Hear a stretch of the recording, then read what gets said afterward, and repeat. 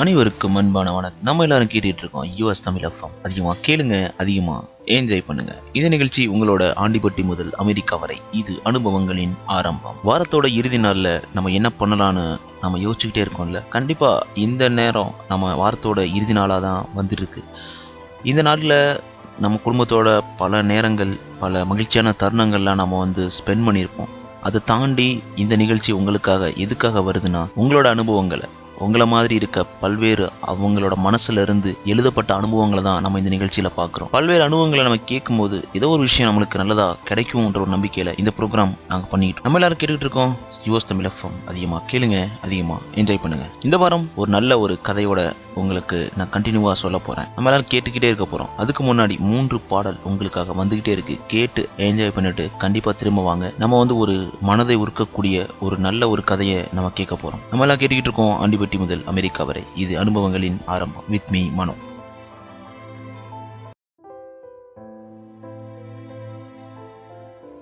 எந்த ஒரு விஷயத்தை எடுத்தாலும் எனக்கு இது வேணும், இல்ல அது வேணும், இல்ல இது இருந்தா பெட்டரா இருக்கும், அது இருந்தா பெட்டரா இருக்கும்னு இந்த மாதிரி மாத்தி மாத்தி யோசிக்கிறதாங்க என்னோட குணமே. இந்த மாதிரி ஆரம்பிச்சாரு நம்மளோட ரமேஷ். அவர் வாழ்க்கையில என்ன நடந்துச்சு அப்படின்னு நம்ம பார்க்க போறோம். நம்ம எல்லாரும் கேட்டுக்கிட்டு இருக்கோம் ஆண்டிப்பட்டி முதல் அமெரிக்கா வரை இது அனுபவங்களின் ஆரம்பம். வித் மீ மனோ. ரமேஷ் சென்னையில இருந்து அவரோட கதையை அழகா எழுதியிருக்காரு. அவரோட வரிகள்ல இருந்தே நம்ம அவரை கேட்கலாம். அவர் பேச ஆரம்பிச்சாரு. மனோ, இந்த மாதிரி தாங்க நான் சொல்ல போறது என்னோட அனுபவம் தான். நான் ஏன் இந்த மாதிரி இருக்கிறேன் அப்படின்னு எனக்கு தெரியல. இந்த மாதிரி இருந்ததுக்கு காரணமும் எனக்கு புரியல. பட் ஆனா நான் ஏதோ ஒரு தப்பு பண்ணிக்கிட்டு இருக்கேன், என்னோட வாழ்க்கையே நான் இழந்துகிட்டு இருக்கேன்னு எனக்கு தெரிஞ்சு. என்ன மாதிரி நிறைய பேர் இருப்பாங்க, கண்டிப்பா இருப்பாங்கன்னு நினைக்கிறேன். ஆனா என்னோட அனுபவங்கள் ரொம்ப மொக்கையானதுங்க. என்ன நினைக்கிறீங்கன்னா, நான் எந்த ஒரு விஷயத்தையுமே ஸ்ட்ராங்கா ஒரு விஷயத்த முடிவு எடுக்கவே மாட்டேன். எனக்கு இது வேணுமா, அது வேணுமா, இல்ல இது இருந்தா பெட்டரா இருக்கும், அது இருந்தா பெட்டரா இருக்கும், இந்த மாதிரி யோசிச்சுக்கிட்டே நான் இருப்பேன். அதனால என் லைஃபே நிறைய விஷயத்துல இழந்தேன். அந்த அனுபவத்தை தான் உங்ககிட்ட நீங்க நான் ஷேர் பண்ண போறேன். இந்த மாதிரி சொல்ல ஆரம்பிச்சார் ரமேஷ். அவரோட வாழ்க்கையில என்ன நடந்துச்சு நம்ம கேட்கறதுக்கு முன்னாடி உங்களுக்காக 3 பாடல் வந்துகிட்டே இருக்கு. கேட்டு என்ஜாய் பண்ணிட்டு வாங்க. நம்ம ரமேஷோட டிராவல் பண்ணுவோம். நம்ம எல்லாரும் கேட்டுட்டு இருக்கோம் ஆண்டிப்பட்டி முதல் அமெரிக்கா வரை இது அனுபவங்களின் ஆரம்பம்.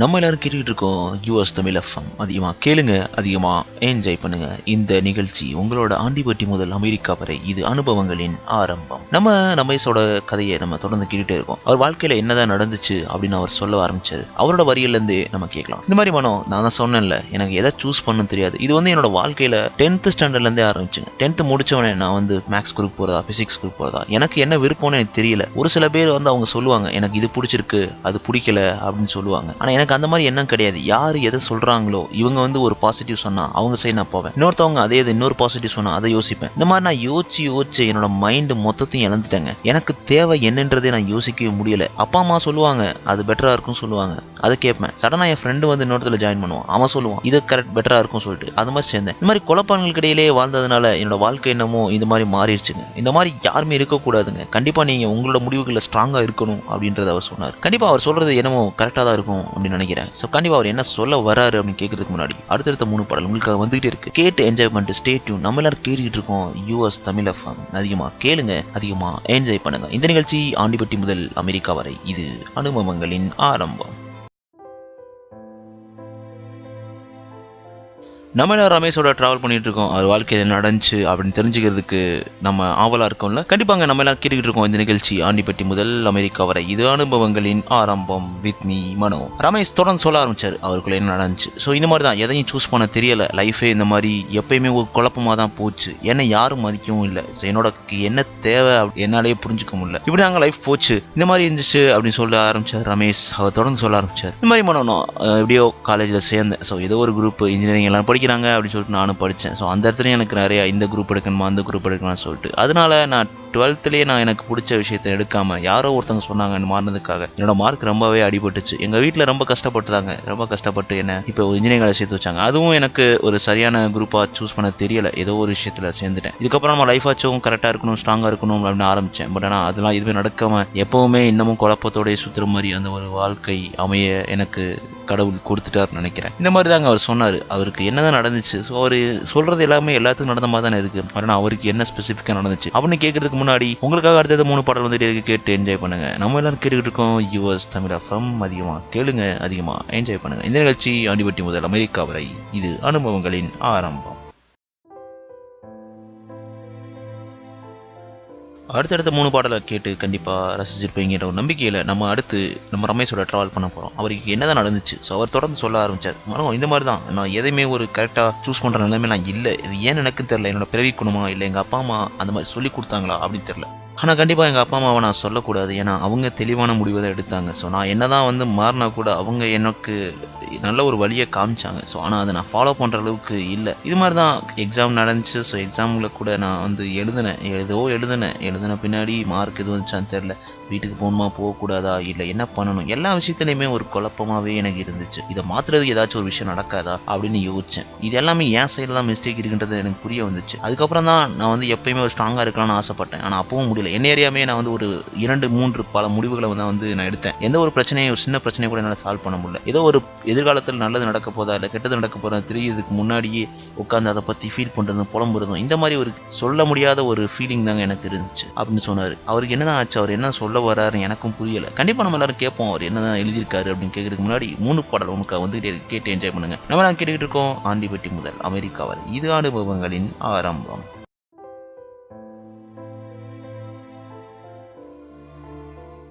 ஒரு கட்டத்தில் எங்கள் அப்பா அம்மா என்னை கூட்டி போய் ஒரு கவுன்சிலிங் கூட விட்டாங்க. அவரும் பேசினார், நான் என்ன வேணும் அப்படின்னு சொல்லிட்டு என்கிட்ட கேட்டார். நான் சொன்னேன், சார் நான் கரெக்டாக தான் முடிவு எடுக்கிறேன், பட் ஆனால் எனக்கு புரியல நான் ஏன் இப்படி எடுக்கிறேன்னு சொல்லிட்டு. அவர் சொன்னார், உனக்கு ஒரு விஷயம் பிடிக்குதோ இல்லையோ நாளைக்கு வரதை பற்றி யோசிக்காத, நீ காலம் போன போக்கில் கடவுள் இருக்காரு, உனக்கு கண்டிப்பாக காப்பாற்றுவார் அந்த மாதிரி சொன்னார். அதுக்கப்புறம் அதையும் நானும் யோசிச்சு பார்த்தேன். ஸோ நம்ம என்னதான் ஃபீல் பண்ணாலும் எது நடக்க போதில்லை, அப்போ எதுக்கு நம்ம ஃபீல் பண்ணணும் அப்படின்னு யோசிச்சு பார்த்தேன். பட் ஆனால் அதையும் தாண்டி என் மனசு ஏதோ ஒரு விஷயத்தினால அடிபட்டுருக்குன்னு தெரிஞ்சு அப்போ அம்மாட்ட கேட்டேன். அம்மாட்ட அழுதேன், என்னமாச்சு எனக்கு, நான் மட்டும் ஏன் மற்றவங்க மாதிரி இல்லாமல் எல்லாரும் மாதிரி இல்லாமல் நானும் டிஃப்ரெண்டாக இருக்கேன், இந்த மாதிரி எனக்கு வேணாமா, என்னை எப்படியாச்சும் காப்பாற்றுமான்னு கதறினேன். அம்மாவும் அப்பாவும் ரொம்ப அழுதாங்க. இந்த மாதிரி தொடர்ந்து சொல்லிகிட்டே இருக்கார் ராஜேஷ். அவரோட கதையில் அவரோட வாழ்க்கையில் நடந்த விஷயம் தான் என்ன அப்படின்னு நம்ம தெரிஞ்சிருக்கிறதுக்கு முன்னாடி ஒரு 3 பாடல் வந்துகிட்டே இருக்கு, கேட்டு என்ஜாய் பண்ணிட்டு வாங்க. கண்டிப்பாக நம்ம ரமேஷோட வாழ்க்கையில் நடந்த விஷயத்தை கேட்க போகிறோம். நம்ம எல்லாம் கேட்டுக்கிட்டு இருக்கோம் ஆண்டிபட்டி முதல் அமெரிக்கா வரை, என் யூஎஸ் தமிழ் எஃப்எம். அதிகமாக கேளுங்க, அதிகமாக என்ஜாய் பண்ணுங்க.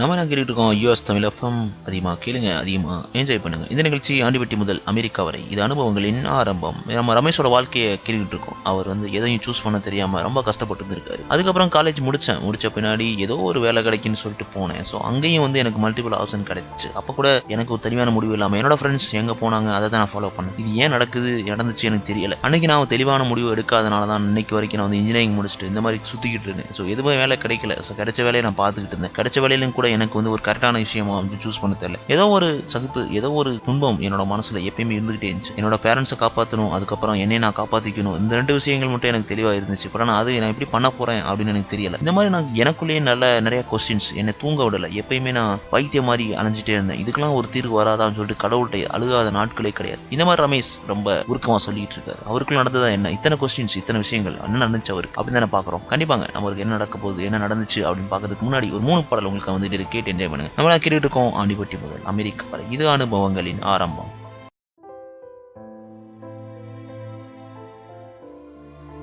நம்ம எல்லாரும் கேட்டுட்டு இருக்கோம் ஆண்டிபட்டி முதல் அமெரிக்கா வரை, இது அனுபவங்களின் ஆரம்பம். என் யூஎஸ் தமிழ். அதிகமாக கேளுங்க, அதிகமாக என்ஜாய் பண்ணுங்க. நம்ம ரமேஷோட வாழ்க்கையில டிராவல் பண்ணிக்கிட்டு இருக்கோம். அவர் வாழ்க்கையில் என்ன நடந்துச்சுக்கலாம் இந்த மாதிரி மனம் என்னோட வாழ்க்கை ஆரம்பிச்சு. ஸோ நான் சொன்னேன்ல, காலேஜ் முடிச்சேன். ஸோ ஏதோ ஒரு வேலையில் சேர்ந்தேன். எனக்கு அப்போ சூஸ் பண்ண தெரியல, எது கரெக்டு தெரியல. யாரோ எந்த மந்த கூட்டங்கள்லாம் ஆடுகள்லாம் எங்கே ஓடுதோ அது பின்னாடி தான் ஓடும் சொல்லுவாங்க. அதே மாதிரி தான் நானும் ஓடிக்கிட்டே இருந்தேன். என்ன நடந்துச்சு எனக்கு புரியல. கடைசியில் எங்கள் வீட்டில் கல்யாணன்ற பேச்சு எடுத்தாங்க. அப்போ கூட எனக்கு இந்த பொண்ணு முக்கியமா அந்த பொண்ணு முக்கியமா அப்படி எனக்கு சூஸ் பண்ண தெரியல. நான் அப்போ முடிவு பண்ணேன், டாக்டர் சொன்னது ஏன் கடவுள்கிட்ட விட்டேன், இந்த பொண்ணை நான் கல்யாணம் பண்ணிக்கிறேன் அப்படின்னு முடிவுக்கு வந்தேன். அப்பா அம்மா சொல்ற பொண்ணை கல்யாணம் பண்ணிக்கலாம் சொல்லிட்டு முடிவு பண்ணேன். என்னோட வாழ்க்கை அப்போ மாறும்னு எனக்கு தெரியல, ஆனா அப்பதான் மாறுச்சுங்க. உண்மையிலே அந்த பொண்ணை நான் சூஸ் பண்ணல, ஆனா அந்த பொண்ணாலதான் இன்னைக்கு என் வாழ்க்கை மொத்தமாவே மாறுச்சு. அப்படி என்ன நடந்துச்சு அப்படின்னு கேட்கறதுக்கு முன்னாடி உனக்காக 3 பாடல் கேட்டு என்ஜாய் பண்ணுங்க. நம்ம கேட்டு இருக்கோம் ஆண்டிபட்டி முதல் அமெரிக்கா வரை, இது அனுபவங்களின் ஆரம்பம். என் யூஎஸ் தமிழ் எஃப்எம். அதிகமா கேளுங்க, அதிகமா என்ஜாய் பண்ணுங்க.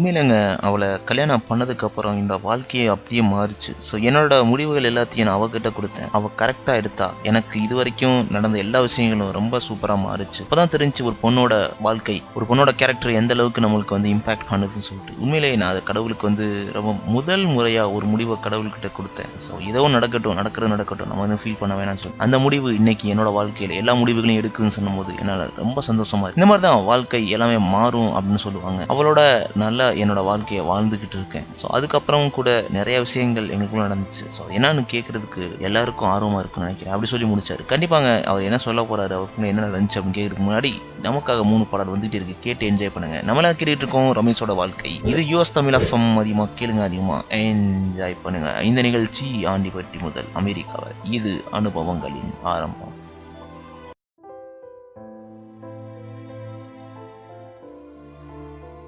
நம்மளாம் கேட்டுட்டு இருக்கோம் ஆண்டிப்பட்டி முதல் அமெரிக்கா வரை, இது அனுபவங்களின் ஆரம்பம். In US Tamil FM. அதிகமாக கேளுங்க, அதிகமாக என்ஜாய் பண்ணுங்க. நம்ம ரமேஷோட வாழ்க்கையில டிராவல் பண்ணிட்டு இருக்கோம். அவர் சொன்னார்ல அந்த சந்தோஷம் அவங்களுக்குள்ள இருந்துச்சுன்னு. கடைசியா அவங்களுக்கு ஒரு குழந்தை பிறக்க போகுது அப்படின்னு சொன்னாங்க. அப்போ அந்த டைமிங்ல அவங்க ஒய்ஃப் வந்து ரொம்ப கஷ்டப்பட்டாங்க. ஸோ அவங்களால சரியா முடிவுகள் வந்து இவரோட வாழ்க்கையில எடுக்க முடியல. அந்த டைமிங்ல இவருக்கு திருப்பி கடவுள் அந்த வாய்ப்பை கொடுத்தாரு. உன்னோட வாழ்க்கையில நீ தான் வந்து ஒரு முடிவை எடுக்கணும். ஸோ முடிவுகளை வந்து நீ தான் முடிவு பண்ணணும் அப்படின்னு சொல்லி சொன்னார். ஆனா அப்ப கூட நம்ம ரமேஷ் தடுமாறினார். அவரால் ஒரு கரெக்டான முடிவுகள் எடுக்க முடியல. அவங்க ஒய்ஃபையை டிபெண்ட் பண்ணி இருந்தார். அவங்க ஒய்ஃப் வந்து அவங்க வீட்டுக்கு போயிருந்தாங்க. பிரெக்னன்சி பீரியட்ல அவங்க வீட்டுக்கு வந்து போயிருந்தாங்க. அந்த டைமிங்ல இவரால் என்ன முடிவு எடுக்கிறதுன்னு தெரியல.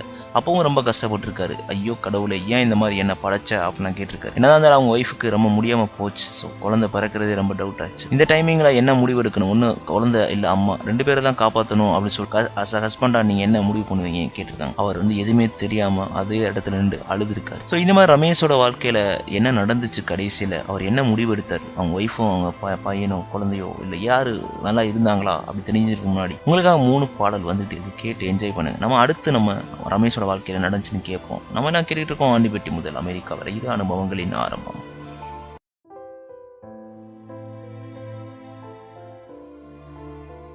நானும் ரொம்ப நேரமாக யோசிச்சேன் என்ன பண்ணலாம், எப்படி இதை கண்டிப்பாக சால்வ் பண்ணணும். நான் அப்போ தான் யோசித்தேன், திருப்பி கடவுள்கிட்ட விட்டுடலாம். நம்ம கடவுள்கிட்ட விட்டுட்டு நம்ம ஏதோ ஒரு முடிவு எடுக்கலாம் அப்படின்னு சொல்லிட்டு நினச்சேன். அப்போ வந்து கடவுள் சொன்னது எனக்கு நல்லா தெளிவாக கேட்டுச்சு. நான் என்ன சொன்னேன்னா, எங்கள் ஒய்ஃபை காப்பாற்றிடுங்க அப்படின்னு தான் சொன்னேன். ஏன்னா அவள் தான் என்னோட வாழ்க்கையில் கொஞ்ச நாளைக்கு வந்து ரொம்ப ஸ்வீட்டாக இருந்தா. ஸோ அவள் இருந்தால் கண்டிப்பாக என் வாழ்க்கையை மாற்றிக்க முடியும். குழந்தை கண்டிப்பாக கஷ்டம்தான். பட் ஆனால் என்னோட ஒய்ஃபோட என்னோட குழந்தை வந்து எனக்கு அப்போ முக்கியமாக தெரியலை. நான் முடிவு எடுத்தேன், டாக்டர்கிட்ட சொன்னேன். அதுக்கப்புறம் சிசேரியன் பண்ணாங்க. கடைசியில் இந்த மாதிரி நடந்துருச்சு. ஸோ என்ன நடந்துச்சு அப்படின்னு கேட்கறதுக்கு முன்னாடி அடுத்த 3 பாடல் உங்களுக்காக வந்துகிட்டே இருக்கு. கேட்டு என்ஜாய் பண்ணுங்க. நம்ம எல்லாம் கேட்டுக்கிட்டு இருக்கோம் ஆண்டிப்பட்டி முதல் அமெரிக்கா வரை, இது அனுபவங்களின் ஆரம்பம். In US Tamil FM. அதிகமாக கேளுங்க, அதிகமாக என்ஜாய் பண்ணுங்க.